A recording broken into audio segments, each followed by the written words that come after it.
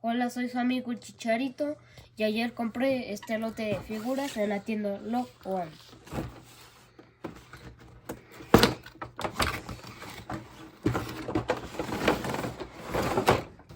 Y venía o viene un tablero para jugar con tus plantas. O ponerlos de fondo, ¿eh? Ajá.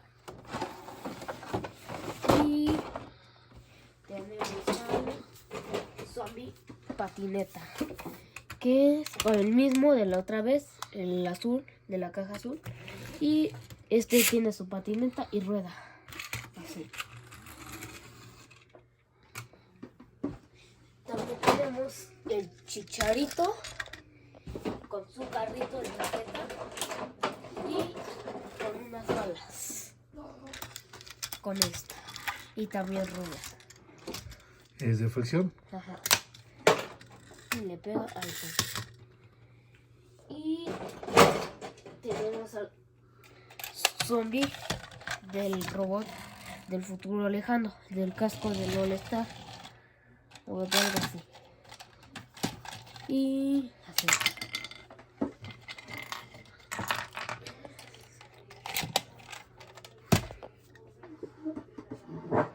Y el rabo de gato, que es esto, así. Y también rueda. Órale.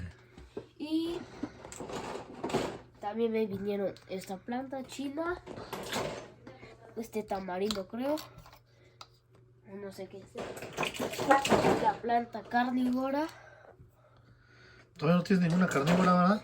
no, y el boomerang. Y estos también los puedes utilizar así, como para tirarlos.